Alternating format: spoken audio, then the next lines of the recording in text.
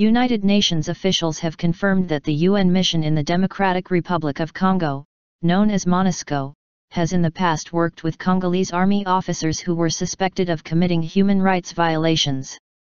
After addressing a UN Security Council meeting Thursday in New York, MONUSCO chief Martin Kobler told the media that this collaboration happened too often, adding that the mission had previously waived UN rules too generously to be able to work alongside Congolese army officers suspected of violations.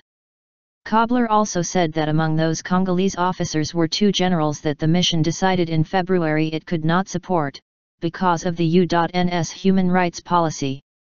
Because of that decision, MONUSCO has not taken part in a major offensive led by those generals against Rwandan FDLR rebels. On Friday in Goma, Daniel Ruiz, head of the MONUSCO Bureau, spoke to VOA about his boss's statement in New York.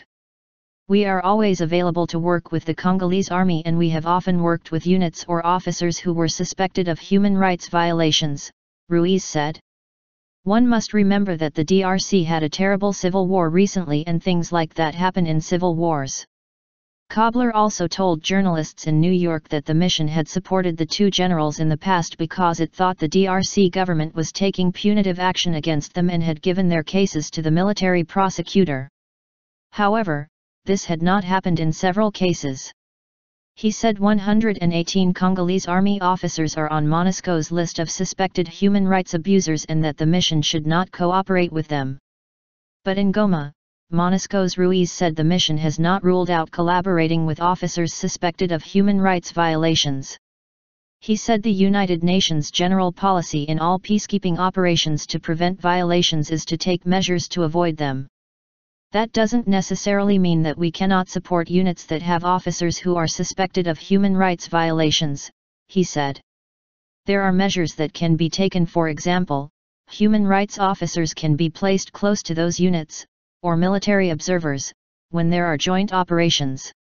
He stressed that there is no blanket ban on collaborating with suspected abusers.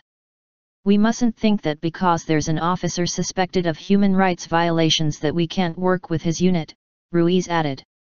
He said it depends on the circumstances, on the case, and on the measures taken by the government and by the UN. Congo watchers say there has been disagreement within MONUSCO on this issue, an observation Ruiz confirmed. "I sometimes disagree with Mr. Kobler," he said, "but he's my boss, so I do what he tells me even if I don't always agree." In a similar way, he said, there have sometimes been disagreements between the DRC government and MONUSCO, but there has never been a breakdown in their relations.